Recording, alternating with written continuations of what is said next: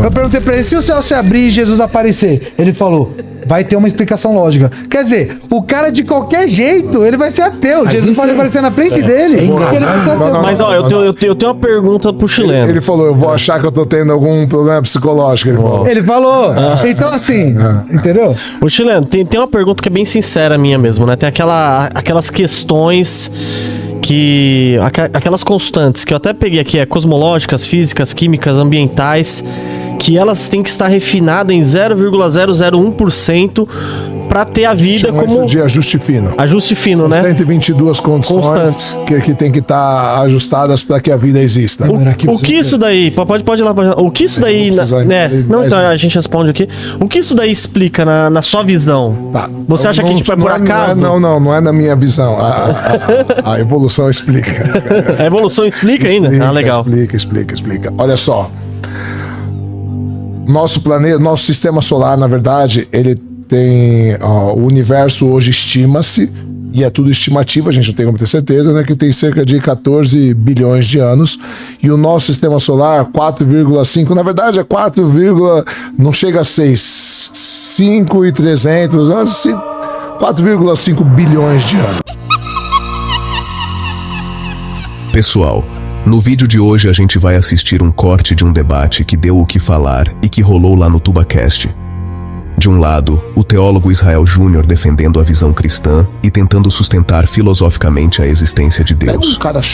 Do outro, o ateu chileno Gomes, questionando essas afirmações e cobrando aquilo que a gente cobra em qualquer área séria do conhecimento: evidência, consistência lógica e fundamento histórico. Com absoluta, a fé dele é tão... muito valioso. É pra ele. E quando esse tipo de debate acontece, meu amigo, não tem zona de conforto.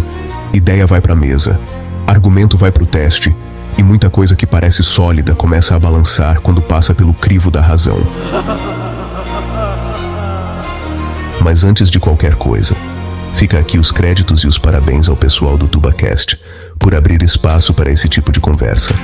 Debate honesto é assim mesmo. Visões diferentes frente a frente e o público tendo a oportunidade de ouvir, comparar e tirar suas próprias conclusões. Então já aproveita, fortalece o canal dos caras, se inscreve lá no TubaCast, acompanha os episódios completos. E agora, sem mais delongas, bora pro vídeo. Fala Tubarão, tudo bom com você? Seja muito bem-vindo. Hoje um podcast super especial, estaremos falando, sobre a Bíblia aí. Se você acredita, se você não acredita, deixa aqui nos comentários aqui. E hoje eu estou aqui com o Israel, seja muito bem-vindo, viu, Israel? Muito obrigado, cara, você foi muito indicado. O Fábio te indicou você, né? Do Eu Acredito. Eu Acredito podcast. O Fábio é muito gente boa. E queria agradecer sua participação aqui, hein? Eu que agradeço, é Luan, né? Isso daí mesmo. Eu que agradeço, Luan. O TubaCast, eu tô acompanhando esse podcast faz tempo já. Já a gente tem um monte de cortezinho rolando por aí, né? Graças a Deus. Tá muito bom o podcast crescendo aí. E você traz aqui assuntos, temas muito interessantes, né? Podcast variado. Eu tava até conversando com a minha esposa que ele tem um podcast também. E a gente vai mudar o nicho dele pra trazer mais variedade, né? E é muito bom, um prazer estar aqui. O chileno eu já conheço de outros debates, um prazer estar aqui com ele novamente. Minha esposa tá ali no off, lá, sentadinha. E é isso, um prazer. São Paulo, eu tô falando que eu acho que eu vou ter que voltar a morar aqui, né? Porque sempre aqui? Toda semana é podcast, é isso, aquilo, né? Mas é isso, somos um Campinas aqui do ladinho. Vamos debater hoje, como nós falamos aqui no off, mas conversar, né? Bater esse papo é uma honra estar aqui. Uma conversa brava aí, ó. Conversa brava. Brincadeira. Chileno, seja muito bem-vindo, viu, Chileno? Acompanho você faz tempo já. Obrigado. Pô, Twitter, Eu já vi corte seu no Twitter, no TikTok, no Instagram. Vem fazendo um trabalho muito legal. Muita gente indicou você e falou assim, chama o Chileno, não concordo com o que ele fala, mas ele é um cara muito honesto. Pô, obrigado. Então eu gosto de trazer várias pessoas aqui que têm pensamentos diferentes, né, Chileno? Legal. E a honestidade, né? Eu vim aqui, pra você ter uma noção, antes de te cortando aqui, eu vim aqui o Rui Pimenta. Aqui a gente fala de investimentos e tal, eu invisto aí, o Léo também tava aqui comigo, também investe, né? E a gente falando que a gente investe aqui dinheiro, então, a gente faz assim, a gente pega todo o dinheiro, coloca no investimento e depois vai ter os dividendos, né, o retorno. Você ainda acha que eu sou um parasita financeiro, Rui Pimenta? Falou na minha cara. Você é um parasita financeiro, pô. Mas eu achei legal porque ele é honesto com as coisas dele, né? Então isso daí eu admiro bastante, né? A honestidade da pessoa querer debater e o que ela acredita ali. Seja muito bem-vindo, viu, Chileno? Obrigado, agradeço. O Israel já conheço, a gente já teve algumas vezes juntos também em outros podcasts. Obrigado, Luan, pelo convite, pelos elogios. Eu sou professor de filosofia, né? Eu acho que minha primeira formação é filosofia. E o meu ponto eu sempre trago o contraponto. Às vezes eu até concordo com a pessoa, mas eu trago o contraponto. E também é verdade, se você vê outros debates, às vezes eu ajudo o meu debatedor, o cara tá montando um argumento contra mim, o cara não lembra o texto, eu falo, é tal texto, é isso daí que você quer dizer.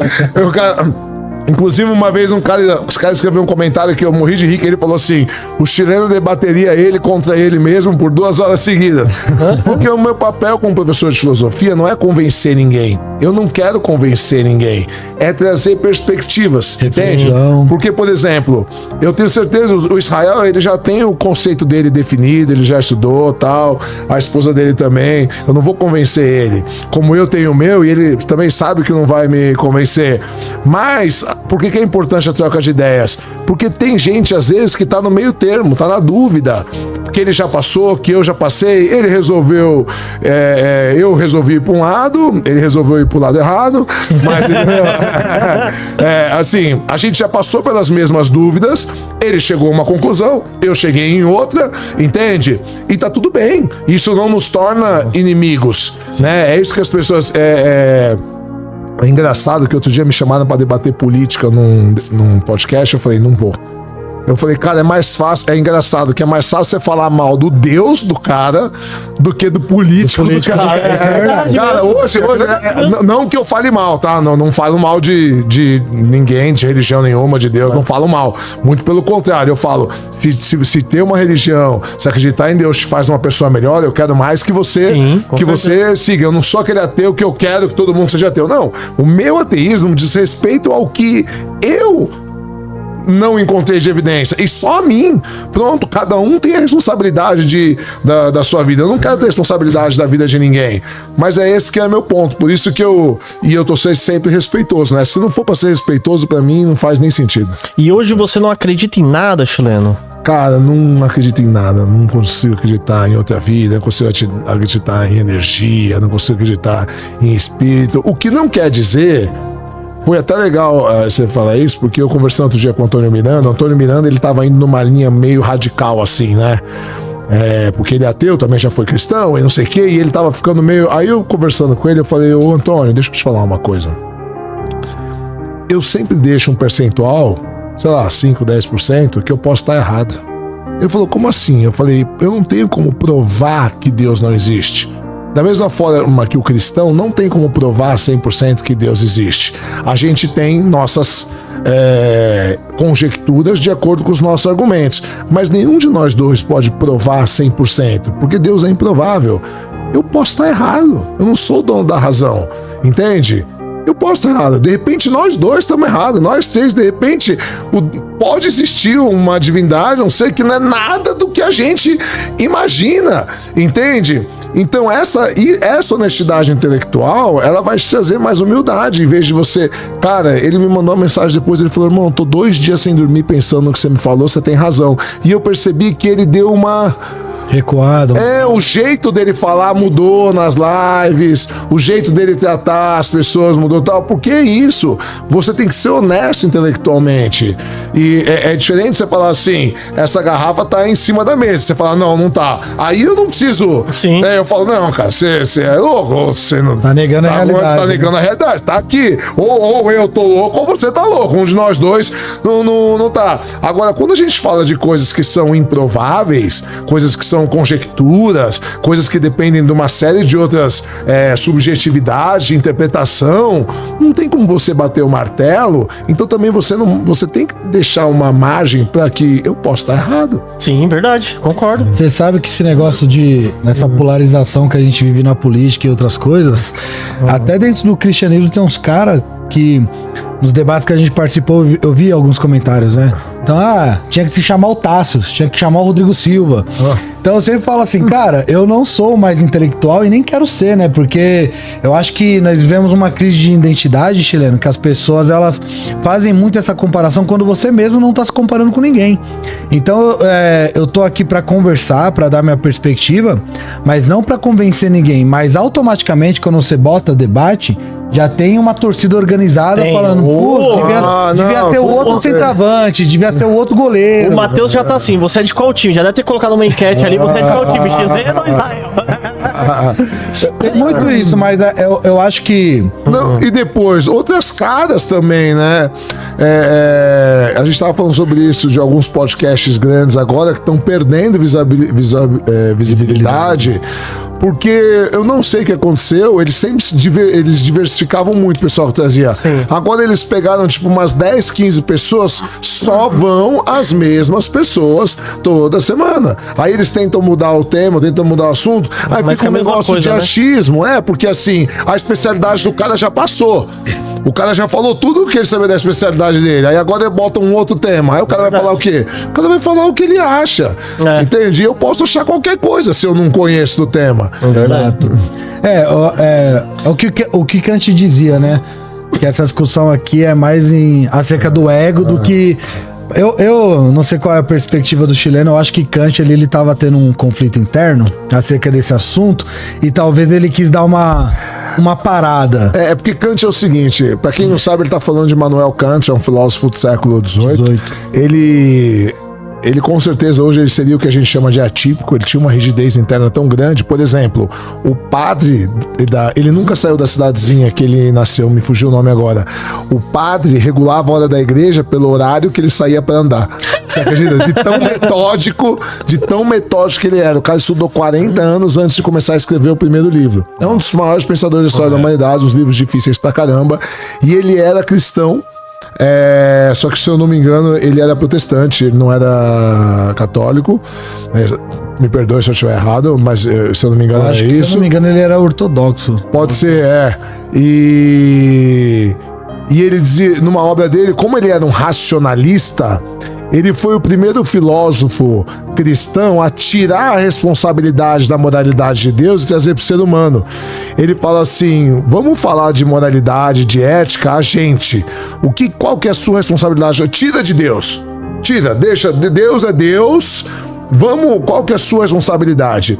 E aí, ele chega uma hora que numa obra dele, ele fala assim, debater-se Deus, ele fala assim, Deus só pode ser crido pela fé. Debater se Deus existe ou não é só para satisfazer o ego do ser humano de querer ter resposta para tudo. Que é o que eu costumo falar, né? O ser humano é um animal que vive muito pouco. A gente vive 70, 80 anos no máximo. Perto da escala cosmológica de bilhões de anos não é nada.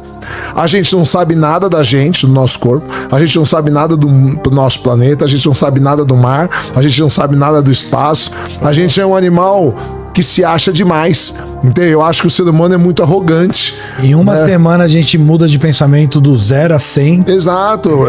Acontece coisas na nossa vida que vão influenciar nosso comportamento. Sim. A gente estava falando sobre isso também, antes de começar, antes de vocês chegarem, sobre os traumas, né? E Freud já falava isso já em 1900, e hoje a neurociência comprova isso, como um trauma pode mudar toda a sua personalidade.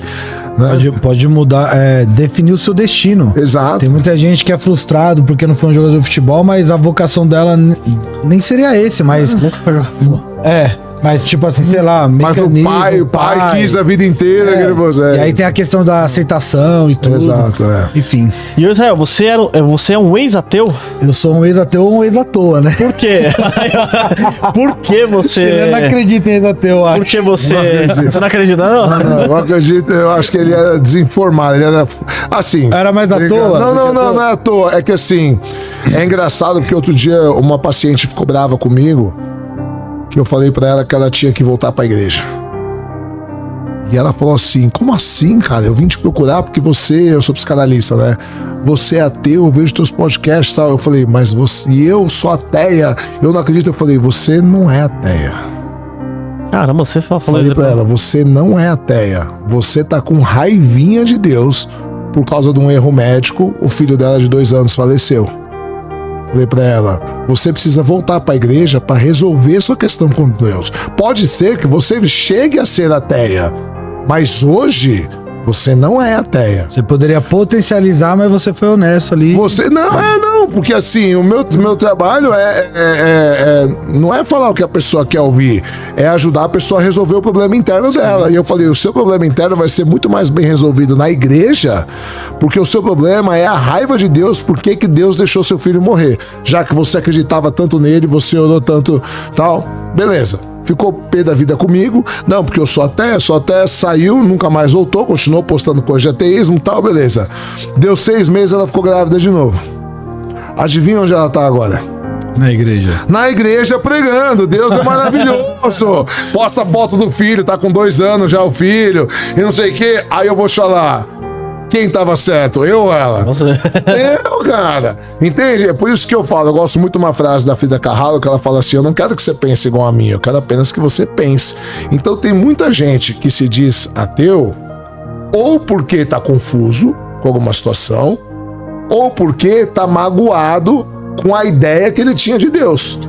Com a percepção dele, né? Ou com a expectativa. Com a expectativa, isso. Assim, no meu caso, foi assim, cara. Eu cresci no movimento neopentecostal, que pra mim hoje eu entendo não por trauma, mas por estudar mesmo, que é um movimento que socialmente, em suas obras, é um movimento que eu tiro o meu chapéu. Só que teologicamente, na questão doutrinária, traz muitos problemas. Radical demais, né? Muito radical. E pra quem nasce é pior. É que as pessoas que não nasceram não entendem. É bem isso. Então, eu costumo falar que a árvore ela é conhecida pelo fruto, não pelo dom. Eu vi muito dom, muita boa oratória, mas eu vi muito fruto podre. Eu vi muita coisa que, em tese, não era pra ter na igreja, e tem. E eu sou odiado às vezes pelos próprios evangélicos porque eu falo disso. Então eu denuncio lobos, né? Eu não faço esse meio de campo, eu não passo pano, porque tem gente que fala assim, mas aí você tá indo contra o reino. Você não, eu ficar omisso a algumas coisas, eu ir contra o reino. Inclusive a própria Bíblia diz que a limpeza vai começar lá dentro da própria congregação. Exatamente. Ou seja, se a limpeza começar lá dentro, vamos supor aqui que a Bíblia tá certa, né? Jesus diz que a limpeza começará dentro da própria congregação. Se a limpeza começará dentro da própria congregação, é porque tem gente dentro da congregação que não era pra estar lá. Exatamente. E aí eu cresci nesse movimento, então de fato eu tive muita raiva, mas eu não conseguia ver, eu nunca tinha estudado profundamente Deus. Quando o meu professor de geografia... Continua sem estudar, só pra deixar claro. Quando eu fui na escola, eu conheci um professor de geografia, ele começou a colocar algumas perguntas pra mim. Cara, você já parou pra pensar que lá atrás um raio fazia as pessoas deduzirem que existia um cara lá em cima? Você já parou pra pensar que a ideia de um mar se abrir e tal? E perguntas que eu nunca tinha me feito. E aí ele começou a fazer perguntas do tipo, cara, se Deus é amor e ele pode impedir a fome, por que tem gente passando fome? E aí ele foi se comunicando comigo muito no que eu vivia. Então eu dormi 7 anos num sofá, em um barraco, nasci numa favela, hoje se fala comunidade, né? Mas na época falava favela, que inclusive na questão semântica, a etimologia da palavra vem de uma planta, dos morros e tal. Enfim, então essa foi a minha realidade. Ali eu comecei a fazer uma autoavaliação. Eu comecei a falar, cara, não tem lógica a existência de um Deus realmente. Como que esse Deus ele é tão arrogante ao ponto de não se apresentar, o céu se abrir e ele falar, eis-me aqui, e resolver esse problema, essa discussão, essa dúvida? Pô, resolvia de uma vez, né? Exatamente. Comecei a pensar dessa maneira. E sempre gostei muito de rock, tive banda e de rap, né? E tô indo fazer uma tatuagem de uma banda chamada Maldita, onde tinha um crucifixo com símbolos satânicos nesse crucifixo. Eu ia tatuar ela no peito. E... porque pra nossa galera do rock lá da época, diabo também não existia. Mas você usa a figura do diabo pra ir contra o Estado, que de maneira majoritária é cristã. Porque muita gente fala, o roqueiro acredita no diabo. Não, quando o cara é ateu, eu não acredito no diabo. É igual quando os caras me chamam de ateu satanista. Eu falo, cara, não tem nem sentido isso. Não tem sentido, porque... Se bem que no mundo de hoje deve existir, né? Existe o... Tem louco pra tudo. É verdade. Aí eu tô indo fazer a tatuagem e o meu encontro com Deus teve uma questão que eu vejo como transcendente. vem uma senhorinha, uma irmã do coque, e olha que eu sou um teólogo reformado, eu não sou muito dessa linha. Mas essa irmã, ela chegou em mim, eu tava, tem a Avenida Aricanduva, tava na Avenida Rio das Pedras, ali na Zona Leste, e ela chegou em mim e falou assim, Deus tem 2 recados pra te dar. E aí quando eu abri a boca pra mandar ela pra aquele lugar, minha língua travou. E ali eu fiquei totalmente assustado, porque eu não conseguia falar. E aí ela falou assim, o primeiro recado é não vá fazer o que você está indo fazer, que não é do meu agrado. É óbvio que hoje eu entendo que não é a tatuagem em si, mas o símbolo que eu ia fazer. Ela falou, e o segundo recado é, mesmo você não acreditando nele, ele vai te usar pra propagar a palavra dele. Ali eu tremi... Então eu vou virar pastor, porque o que eu ouço disso...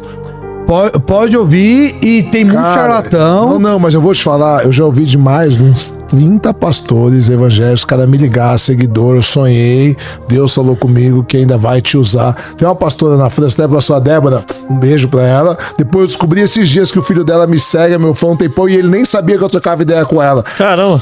Ela falou, eu vi um corte seu de ateísmo e eu tava escrevendo um texto rasgando você assim. Na hora Deus falou comigo e falou, não mexa com ele, porque ele é um escolhido meu, ele ainda vai converter muitas pessoas. Eita, e aí ela virou o contrário, ela me manda vídeo todos os dias, ela me manda vídeo e tal, e aí quando é coisa de religião eu assisto respeitosamente e tal, mas aí a gente troca ideia de política, de outras coisas, ela e o marido são pastores também, e aí depois eu descobri esses dias, tem um filho de acho que 21 anos, que o menino me seguia e ele nem sabia que eu conhecia a mãe dele, que a gente trocava ideia. Da hora. E talvez seja, não sei, né? Mas comigo... Que futuro tem? Já pensou ele pregando nas igrejas? Eu não duvido. Eu vou te falar uma coisa. Eu não duvido. Eu acho difícil, mas eu não descarto possibilidades, porque eu não sou um cara fechado nas minhas... Foi o que você falou, até o conselho que você deu, né, pro rapaz, pro ateu. Mas, resumidamente, eu tive essa experiência. Eu fui pra casa... chorando, a mulher foi embora cantando um hino, e eu, que é isso, tal, fui pra casa. Aí eu fui falando, né, do meu jeito, pô Deus, eu quero ver anjo, eu quero, se você existe, me prova tudo. Cheguei em casa, não vi nada, não apareceu anjo, não apareceu nada. E aí eu comecei a estudar a Bíblia, tudo. Então o meu ponto de partida foi algo que pra mim é transcendente. Eu já vi vários neurocientistas, vários filósofos, vários ateus darem explicações lógicas para isso. E de fato existem várias explicações, mas o meu encontro começou daí. Eu não quero falar que todo mundo vai ter um encontro com Deus dessa maneira, eu não quero ser leviano.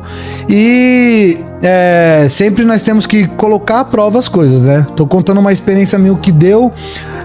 o que foi o meu pontapé ali inicial, já numa família cristã, mas aí eu fui estudar a Bíblia com, que eu digo, teólogos sérios, pessoas sérias. Olha, eu vou até discordar de você no que você tá falando aí. Eu acho que você foi estudar a Bíblia pela primeira vez. De verdade. Não, por vontade, isso foi verdade, porque na igreja, pra falar a verdade, a maioria dos jovens que vai na igreja, principalmente na minha idade, nem estuda a Bíblia. Vai às vezes porque é obrigatório, já é uma cultura da família dele. Então, porque é o seguinte, quando eu saí da igreja, meu pai é testemunha de Jeová, né? Meu pai eles não chamam pastor, chamam ancião, mas é quase 40 anos. E você ia junto com ele eu nas pregava portas? desde cedo, pregava na rua, fui batizado com 10 para 11 anos. Eu fui o primeiro mais novo do Brasil. Eu pregava, tal. E eu gostava muito, eu acreditava de verdade. Não é uma coisa que eu fazia por obrigação, eu gostava. Ia toda semana, eu fazia discurso na igreja, tal. Eu gostava. Só que quando comecei a crescer, 15, 16, 17 anos, eu comecei a ter contato, né? Eu tenho um tio que é doutor em filosofia e tal, e aí começou a surgir algumas dúvidas, e eu já comecei a não me descer algumas coisas tal. E quando eu resolvi sair da igreja, meu pai e minha mãe ficaram revoltados, minha mãe mais ainda, né? A minha mãe era muito mais radical que meu pai, porque embora meu pai seja pastor, meu pai é um cara muito vivido, muito estudado, veio de uma família acadêmica, meu pai fugiu de casa com 10 anos de idade, viveu na rua, viveu na FEBEM, foi preso. Tem uma história. Então ele tem uma vivência, mesmo assim ele tem 2 faculdades, fala 5 idiomas, é autodidata, meu pai é um cara inteligentíssimo. Então meu pai é um cara que você senta pra trocar ideia, meu irmão, qualquer assunto você fica horas. E ele uma bagagem cultural muito grande. Aí eu falei pra ele, pai, deixa eu te explicar uma coisa. Não, filho, mas você aprendeu que é o certo. Eu falei, mas é o certo pra você. Sabe o que você não entende? E quando eu saí, meus irmãos saíram todos junto comigo. Você e a mãe escolheram essa religião. Vocês acharam a verdade. A gente não. Foi imposto pra gente. Aí eu vou te perguntar, dentro da doutrina cristã, qual é a validade de você seguir alguma coisa que você não teve a opção de escolher, que você foi obrigado a seguir? Me fala você, dentro da doutrina cristã, que validade tem pra Deus você ir pra igreja porque você é obrigado? Tem até uma frase que nós falamos que você não tem que ser cristão por medo do inferno ou por obrigação, mas sim por amor a Deus, né? Exato. Porque tem muitas pessoas que vão na igreja hoje por medo do inferno, ou por aceitação dos pais, Ou porque quer o paraíso. ou porque quer o paraíso. E eu tô pra te falar... Kant falava isso. Kant falava, então você não é cristão. Ou você é um bunda mole, ou você é um interesseiro. Exatamente. É isso. E eu tô pra falar que tem muitos líderes religiosos, não vou citar nomes, né? Porque minha esposa é advogada, não quero dar trabalho pra ela, e ela já teve alguns aí nesses debates. Mas eu acredito que tem muito líder religioso que é ateu. Mas a maioria. Aquele dia, você até tirou sarro da Esther, eu até fiquei bravo depois de você. Mas assim, se você parar pra pensar, é que ela não se expressou direito. Mas ela falou uma coisa que é verdade. Ela falou assim: a maioria dos pastores são ateus. E a gente tá falando desses pastores que a gente vê prometendo cura, tirando dinheiro dos outros. É só você olhar o Edir Macedo, não sei quantas mil pessoas no estádio, ele mandou todo mundo jogar o óculos que ele ia curar, mas ele mesmo não tirou o óculos dele. Entendeu? Aí você vê o cúmulo da falsidade. E aí ela falou no debate, ela falou assim: ninguém mentiria segurando uma Bíblia na mão se acreditasse nela. E aí, se você parar pra pensar, de verdade, ela tem razão. Se o cara realmente fosse um cristão que acreditasse na Bíblia, ele não teria coragem de mentir, enganar os outros, tomar o dinheiro dos outros. Uma vez, um dono de uma igreja aí, ele deve ter umas 70 igrejas, o cara tá milionário, milionário, anda com uns correntão de ouro, tem rádio, tem não sei o que, o cara tal. E eu, na época, já tinha uns 30 e poucos anos, né? E ele falou assim: cara, você é o pastor, eu preciso de um pastor, de um líder que nem você, cara. Um cara novo, bem sucedido, fala bem, entende da Bíblia, né? Bem afeiçoado, não sei o que e tal. Hoje eu tô acabado, mas na época eu era mais bonitinho. Aí eu falei pra ele assim: mas eu sou ateu. Aí ele falou: e daí? Ele falou assim, e daí? Falou: e daí? Aí ele me ofereceu na época 30 mil de salário, mais 10% de tudo que entrasse de dízimo. Caramba. Que daria hoje, cara, mais de 100 pau por mês. Pra ir lá 2 vezes por semana pregar e convencer os outros. Entende? Aí eu olhei na cara dele e eu falei pra ele assim: cara, vou te falar uma coisa. Eu sou ateu, mas é nessas horas que eu quero estar errado. Porque eu posso ir pro inferno. Mas você também vai. Mas vai ter um lugar pior pra um cara que nem você. Vai ter um subsolo. Eu posso estar me ferrando, mas vou estar olhando lá e vou estar falando: você tá se ferrando mais do que você merece, cara. Porque cara que nem você, que se aproveita da fé dos outros. E os caras não tem dó, irmão. Não tem dó, é velhinho, é deficiente, Mas você é sabe desempregado, que os caras não estão nem aí. Uma irmão. das doutrinas pilares do cristianismo é a questão de que o homem ele nasceu pecador. Há uma ideia na sociedade, por conta do Foucault, até da frase de Mandela, né? Que o homem ele nasce bom e a sociedade corrompe. Mas pro cristianismo... John Locke foi o primeiro. Isso. John Locke. Perfeito. Pro cristianismo, qual que é a ideia? Nós já nascemos pecadores. Então, não só o líder tá errado, mas eu acredito que quem segue ele também tá. Porque a gente trata como vítima inocente, mas espera aí. Eu tô indo lá e eu tô dando para receber em troca. Eu estou fazendo de Deus a bolsa de valores. Eu tô fazendo barganha com Deus. Será que eu sou tão inocente assim a também? teologia da prosperidade. Então, assim, oferta e demanda. Não, tudo bem. Eu entendo você e até certo ponto eu concordo. Concordo. O cara tá meio que barganhando com Deus. Se você parar pra pensar antigamente, vamos imaginar antes da Reforma Protestante, tá? Era o seguinte: 2000 anos de igreja católica, 1500 anos que seja, 2000 anos não dá tudo isso, 1500.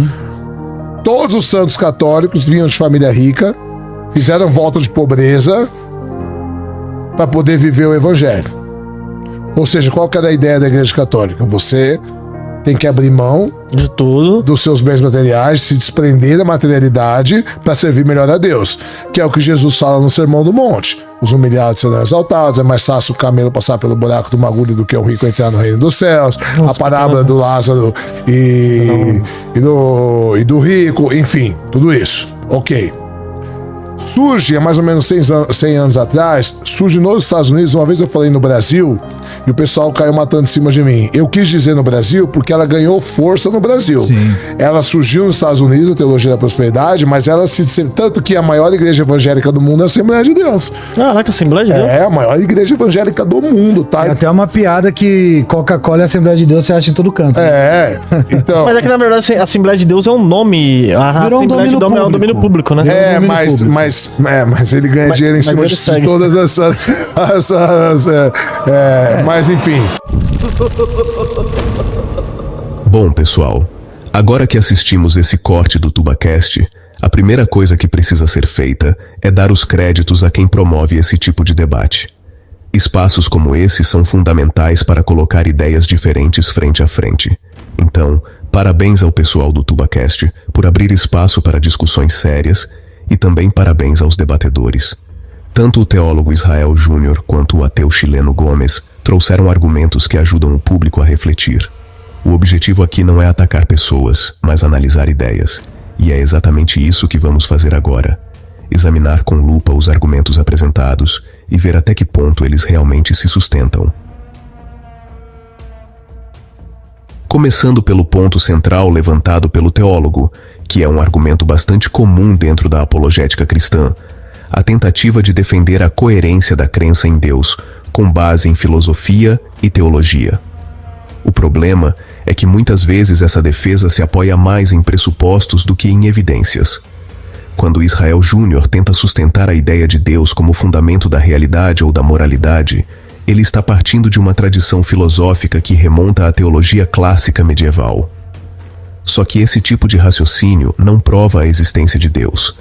Ele apenas constrói um sistema lógico interno que funciona se você aceitar as premissas iniciais. E é exatamente aí que entra a crítica que o chileno Gomes levanta de forma muito acertada.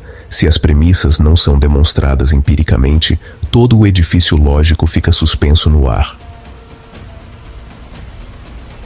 Esse é um ponto fundamental na filosofia contemporânea. Desde David Hume e depois com Immanuel Kant, a filosofia mostrou que muitos dos chamados argumentos racionais para Deus esbarram em limites claros da razão. Hume já havia desmontado boa parte dos argumentos teleológicos ao mostrar que analogias entre o universo e objetos criados por humanos são extremamente fracas.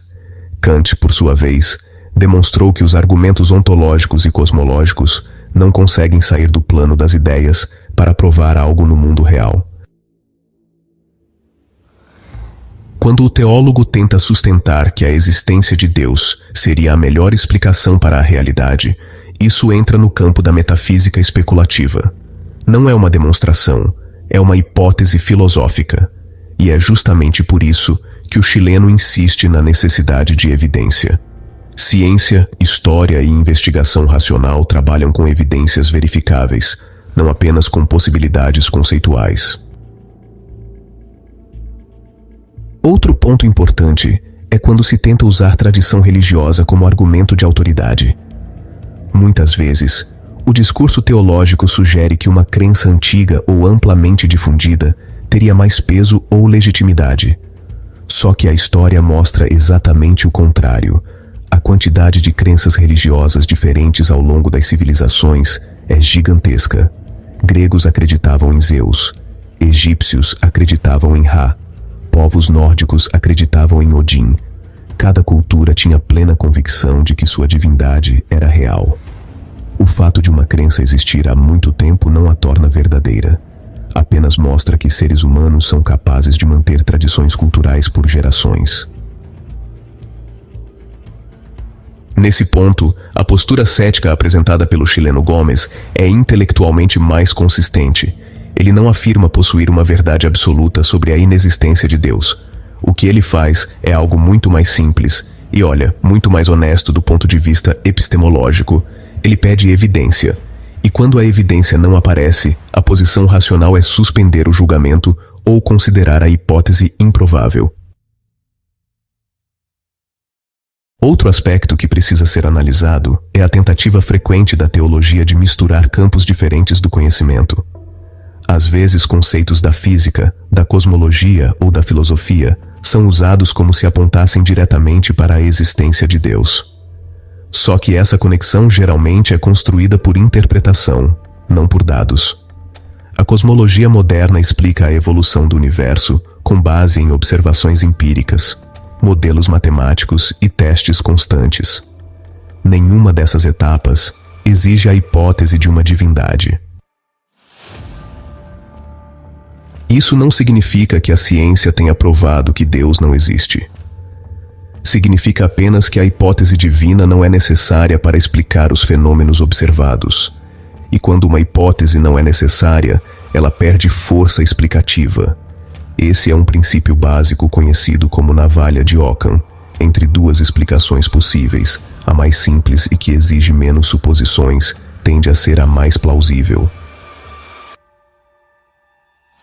Ao longo do debate, o que fica claro é que o teólogo tenta defender uma estrutura de crença, que já parte da fé como fundamento. Já o chileno tenta avaliar as afirmações com base em critérios de evidência, consistência lógica e investigação histórica. Essa diferença de abordagem muda completamente o terreno da discussão. Quando alguém começa com fé, o objetivo é justificar essa fé. Quando alguém começa com ceticismo metodológico, o objetivo é testar hipóteses. E é exatamente por isso que debates como esse são tão importantes. Eles mostram ao público como diferentes métodos de pensamento produzem conclusões diferentes. O método teológico busca coerência dentro de uma tradição de crença. O método cético busca evidência verificável. No final das contas, cada pessoa vai avaliar qual abordagem considera mais convincente. Mas uma coisa precisa ser reconhecida. Questionar não é desrespeitar crenças. Questionar é simplesmente aplicar as mesmas ferramentas críticas que usamos em qualquer outra área do conhecimento. Então fica novamente aqui o reconhecimento ao TubaCast por proporcionar esse espaço de discussão e também ao Chileno Gomes e ao Israel Júnior por participarem do debate com disposição para expor suas ideias diante do público. Esse tipo de conversa ajuda muita gente a pensar, pesquisar e formar sua própria opinião. Se você curtiu esse tipo de análise, fortalece também o trabalho do TubaCast, vai lá no canal deles, se inscreve e acompanha os episódios completos.